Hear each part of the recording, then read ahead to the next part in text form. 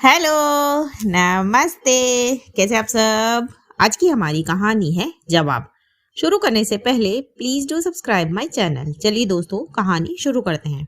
Divya office से लौटी और कपड़े वगैरह बदल कर आकर बाहर अपनी सास सुनीता जी के पास सोफा पर बैठ गई, क्योंकि वो थोड़ा थक गई थी।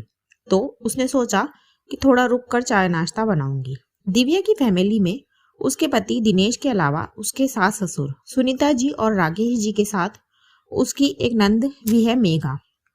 अब उसकी सास जो है वो ये चाहती है कि दिव्या ऑफिस भी जाए और आकर घर के सारे काम भी करे, और दिव्या करती भी है। पर उनकी सोच ये है कि वो घर और ऑफिस के साथ साथ उनकी सेवा भी करे, क्योंकि उनके हिसाब से बहुओं का फर्ज होता है सास ससुर की सेवा करने का। खैर, अब उसको आकर बैठते ही उसकी सास अपनी बेटी मेघा से बोली, पता है कल मैं जब मंदिर गई थी तब वो मेरी जो फ्रेंड नहीं है शीला। तब मेघा बोली, हाँ हाँ शीला आंटी। फिर सुनीता जी बोली, हाँ वही, मैं उसके घर गई तो उसकी बहू ऑफिस से आई ही थी।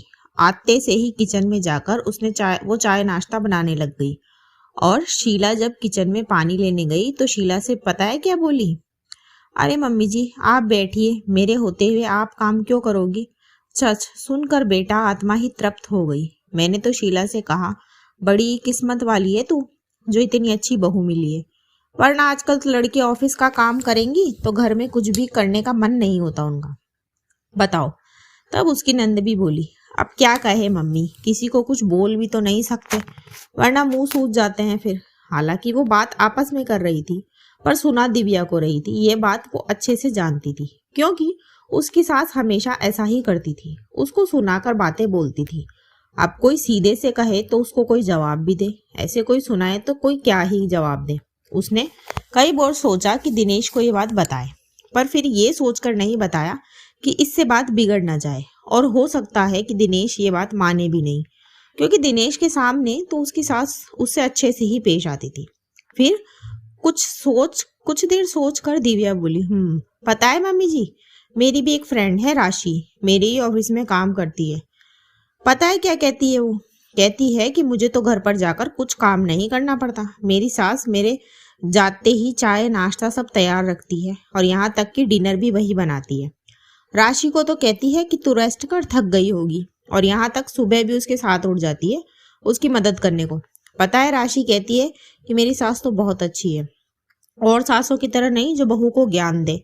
मैंने भी कहा उससे, भाई कौन से ऐसे मोती दान करे थे तूने जो तुझे ऐसी सास मिली, पर अब क्या कहे, अपनी अपनी किस्मत। नहीं मम्मी जी, बोलकर दिव्या किचन में चली गई। हालांकि इससे उसकी सास और नंद का मुंह सूज गया, और कई दिनों तक ऐसा ही रहा, पर दिव्या ने ज्यादा ध्यान नहीं दिया। इसके बाद जब भी सुनीता जी उसे किसी और का नाम लेकर बातें सुनाती, दिव्या भी उनको वैसे ही जवाब देती। एक दो बार में वो समझ गई कि दिव्या अब चुपचाप सुनेंगी नहीं। फिर उन्होंने उसके सामने कुछ भी कहना छोड़ दिया। दोस्तों, कभी कभी जवाब देना जरूरी हो जाता है। इसी मैसेज के साथ कहानी खत्म होती है। कहानी आपको कैसी लगी मुझे कमेंट बॉक्स में जरूर बताएं। ऐसी ही और कहानियां सुनने के लिए मेरे चैनल KNY के हिंदी कहानियां को सब्सक्राइब जरूर करें। थैंक यू सो मच दोस्तों, thanks for watching. Do like, share and subscribe my channel. Thank you.